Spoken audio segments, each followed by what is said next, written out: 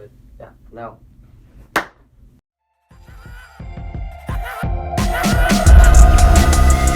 We're doing the Mokovel scoot culture interview.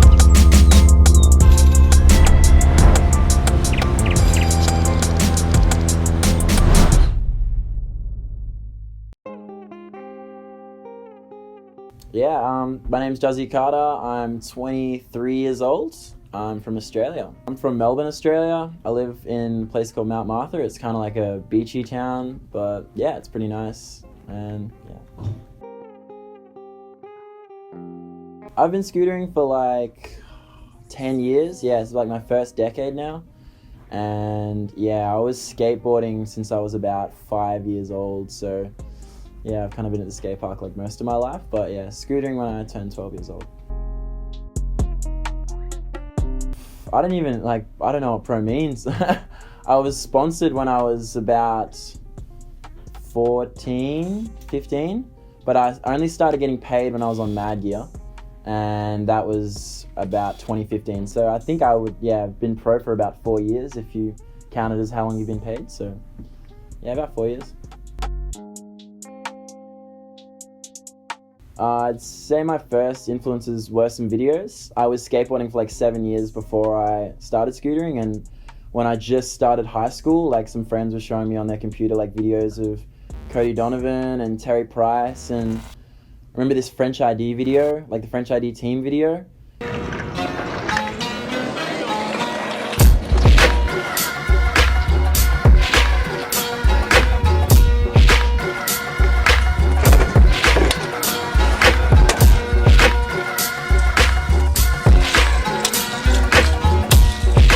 And it was just like all stuff I'd like never seen before, and it was just like, whoa, you can actually do that on a scooter? It was like crazy. But influence was before then were like heaps of skateboarding videos, but yeah, once I saw scootering, it was like, wow, it's like I've never seen that before. Yeah, definitely. I mean, I skated for a long time before I scooted, so I was like really into street skating. Like first DVD I ever bought was almost round 3. I was about 5 years old, and blind what if video. I was like super into like Ryan Sheckler and stuff when I was really young, and Reynolds, and like, yeah, a lot of handrail skating and street skating. I was just super into the music and like how the full lengths were like put together, and it was just like such a, I don't know, it's hard to explain, but it was just like, yeah, it's just, I lived for it. Just sat at home every day watching videos just like over and over and over again, and just like loved the music, loved the skating, loved the way it was filmed. Just, I don't know, it was just like brought together a really good feeling. I always wanted to like replicate that some way or another. I can't even really remember when I thought of doing an artist spin. Like, I definitely wasn't the first to do it on a scooter. Like, there was definitely people before me. But I remember like Nardis Coppers. He's like a 90s skater. I definitely saw him doing some crazy ones on like fire hydrants and stuff.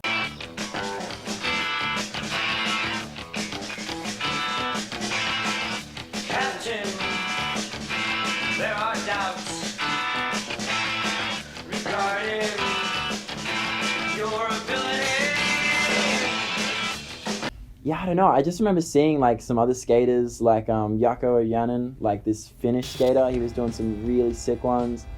And yeah, I've always just been super into like skateboarding is a huge influence for me. And I always like, whenever I see something really cool, I try to think of how that could be done on a scooter, or like how something similar could work. So I don't remember specifically, but I definitely would have just been influenced by some skating clips and just being like, damn, I want to do something like that, you know?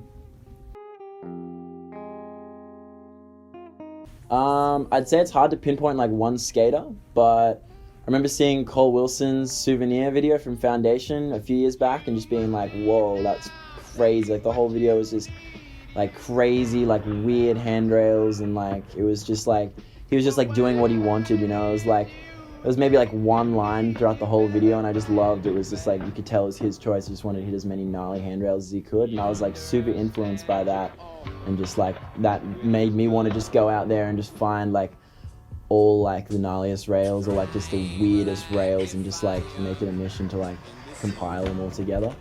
But yeah, there's heaps of skaters that I'm like super influenced by, if it's just like their attitude, or their style, or just the way they approach things, like Jamie Foy or Michael Polizzi or Andrew Reynolds particularly. Like, I love how he's just so dedicated to get things just the way he wants them, you know, like even if it takes like 100 times to land the same thing, it's like not perfect until he thinks it's perfect. So yeah, there's a lot of people out there. It's hard to pinpoint one, but yeah, I'm influenced by a lot of dudes for sure. Average day for me, I don't know, generally just wake up, have breakfast, have a smoothie, watch fucking Simpsons or something like that, and then go out riding pretty much. Doesn't change too often, but generally just hit up the homies, Max Peters, Vince Aquino, Dylan Morrison, see if they're down to ride some parks, see if they're down to go filming, just depending on the weather. But generally it's just, you know, watch some movies, watch some good TV shows, and try and ride and film. That's kind of like 2 things I love to do. So yeah, always kind of changes up. It could be like that, or if it's too nice, might go surfing, might go like hiking or something like that. But I'm always down to do something cool. I just like being outside, really. It's hard to pick like one particular country that's the best, because they're all so different. Like Barcelona, like for me, is like the best, like diversity wise, like for riding, just chilling at the beach, like being with all the homies. But yeah, like scenery wise and stuff, like Oslo in Norway, or Stockholm in Sweden were just like beautiful countries. But yeah, actually no, New York is like one of my favorite places. It's just like so much to do, like you can cruise anywhere you want. It's just like always looks so nice. The museums are fun, the parks are beautiful, the food is awesome, the pizza is fire. But yeah, I just like traveling to new places, because I probably haven't found the place that I like the most yet, you know?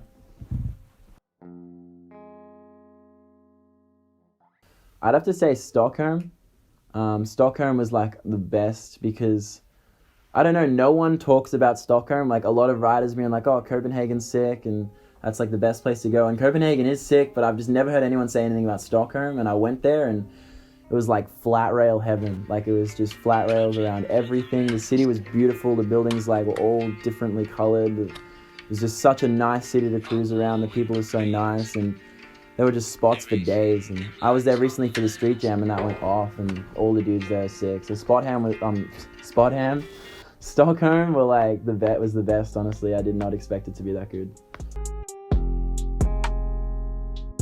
Yeah, behind scootering, I'm like at university too, so I study film, and like I'm super into just making films, and like scootering kind of works well with that, because I can like ride and film and like work the two together. So yeah, back when I'm home, I'm at university, you know, doing like like film study and like making stuff, which is really fun. But yeah, other than that, you know, like fashion and stuff and clothes and thrifting and like surfing or skating or something, there's like a lot of things I like to do. But yeah, I'm a huge like film enthusiast, so like filming or like, yeah, just watching films and like, yeah, that sort of thing.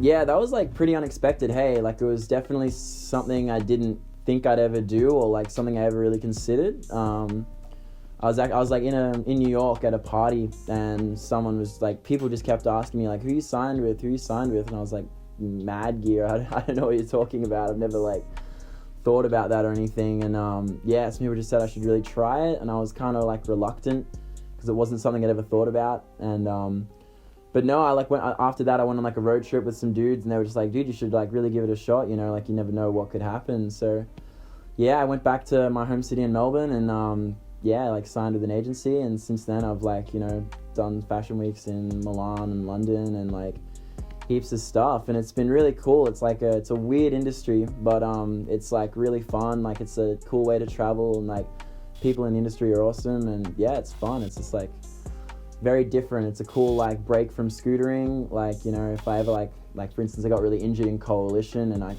needed to like give myself a break, so I like went back to Europe and did like some work over there, and it gave me time to like heal, and at the same time I could still make some money, have some cool experiences. So yeah, it's a really cool industry, and like I've always loved clothes and like different types of fashions and stuff, so it's like really kind of introduced me to more, in fact. So it's been like a really cool experience. What's up, dude?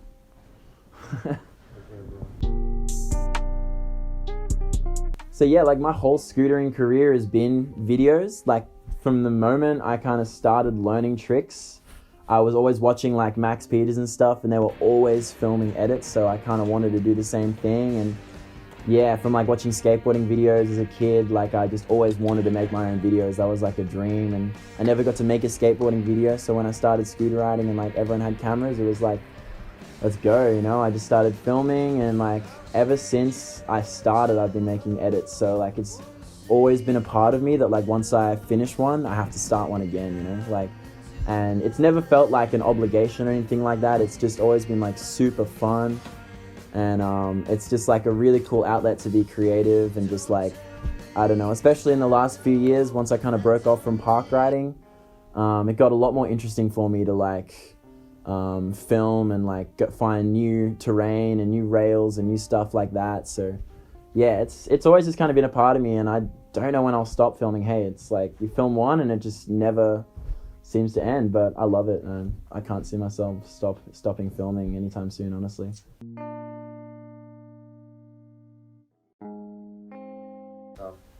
So that was a journey, honestly. Like I had always been looking for a full circle rail. Like in the year before that, I was in Europe, and I always like wanted to find like a small version of that, like a really small one. And I always had like the dream to just like, I don't know, just do a full circle but go around twice on like a really small one. Like, I don't know, it's just like an idea. And I went to Europe and America, and I searched like every day to try and find one. And there was always something in the middle. It was like a tree or like a pole, so it was like never possible. And I honestly just kind of gave up. It just seemed like a lost cause.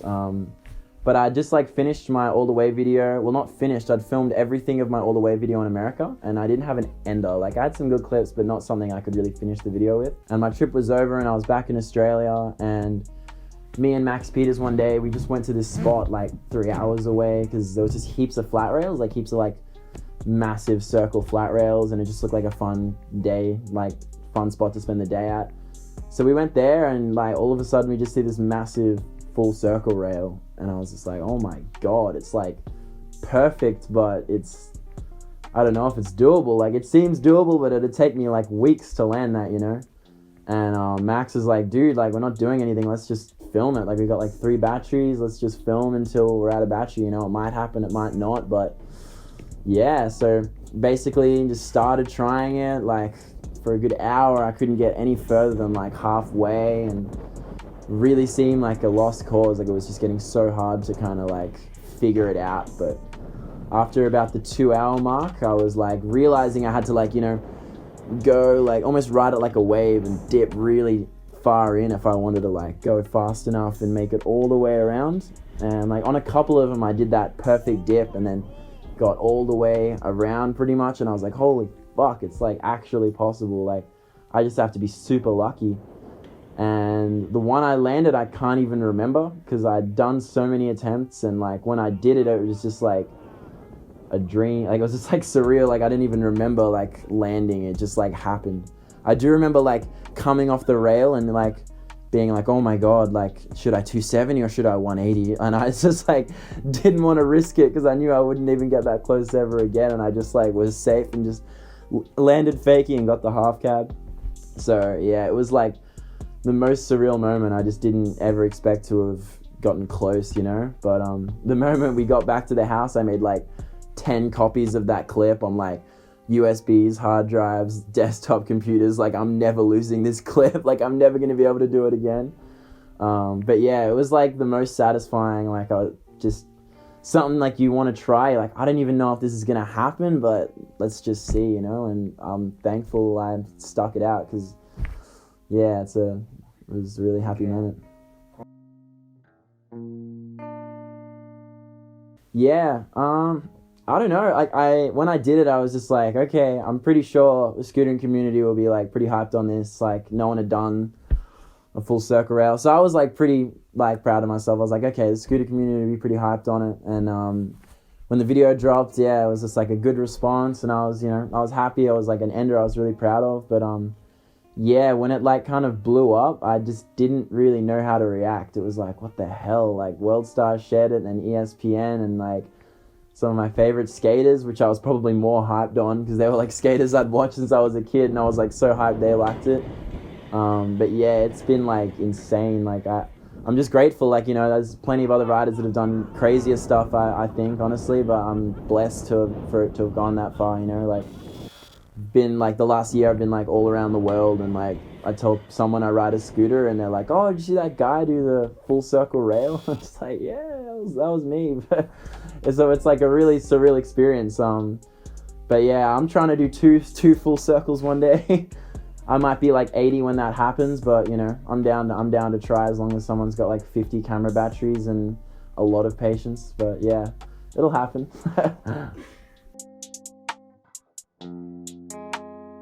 5 years, geez, I really don't know. Hey, definitely riding and like, you know, riding this wave till it breaks, you know, like keep doing tours. Like I feel like the best part about scootering is like chilling with the homies and like traveling and new experiences and filming. So I just want to do that for as long as I possibly can.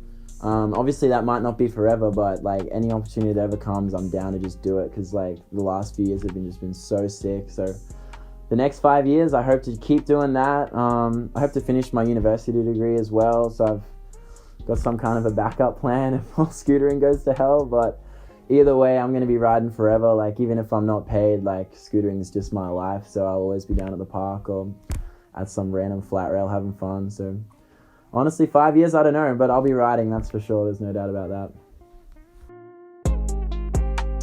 Yeah, first, like, a massive shout out to Mad Gear. Like, they've been supporting me the last 4 years, Sig Deck, and letting me travel, and like, yeah, they've just been a huge support over the last few years. River Wheel Co., they've been amazing.